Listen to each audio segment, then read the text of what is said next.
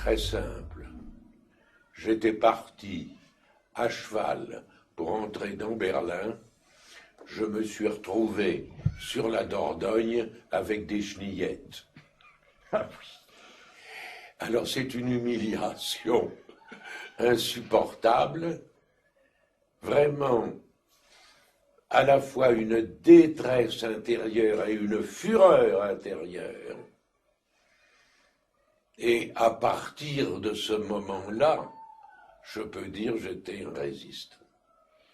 Là, vous étiez jeune officier de cavalerie à ce moment-là. Jeune officier de cavalerie, sorti de Saumur avant la promotion qui a fait la bataille, mais je me suis trouvé d'ailleurs dans le secteur et dans cette retraite abominable, humiliante. Vous savez, la panique, c'est une épidémie. Même les gens qui ne craignent rien foutent le camp. Ouais. Alors, humiliation de la défaite de la France, humiliation de cette glissade de la moitié de la France sur l'autre. J'étais tout de suite, c'est impossible et il faudra combattre par tous les moyens. Et je vais vous dire très simplement, quand je suis arrivé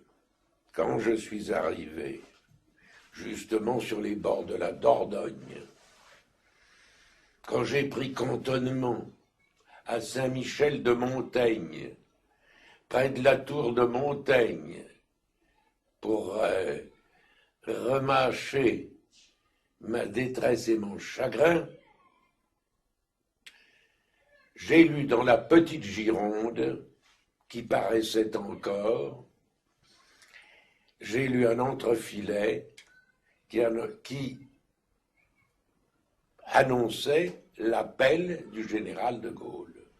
C'est à ce moment-là que vous en avez entendu parler. Exactement. Bon, de Gaulle, nous connaissions son nom, Oui. général qui venait d'entrer au gouvernement, et c'est là, l'appel, je ne l'ai pas entendu, mais j'en ai vu le résumé dans la petite Gironde. Et à la tête de 4 ou 5 de mes camarades, jeunes officiers aussi, je suis allé me présenter à mon colonel, qui était un héros, un homme magnifique, qu'on aurait suivi n'importe où. Et je me suis mis au garde à vous, et je lui ai dit, mon colonel, nous venons vous demander notre liberté.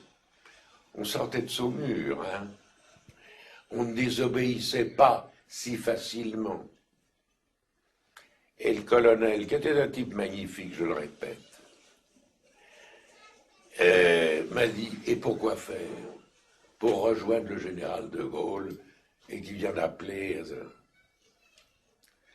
Et il nous a dit ceci, mes petits-enfants, vous avez des hommes sous vos ordres, on ne les abandonne pas.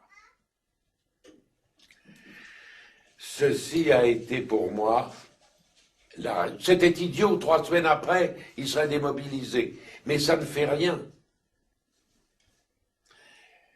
Et il a ajouté, et puis pour ce qui est de l'honneur de l'armée française, vous me permettrez de penser que le maréchal Pétain en est meilleur juge que le général de Gaulle. Et alors là, c'est là le crime Pétain. C'est qu'il a été l'alibi de toutes les démissions, y compris chez des hommes qui seraient partis.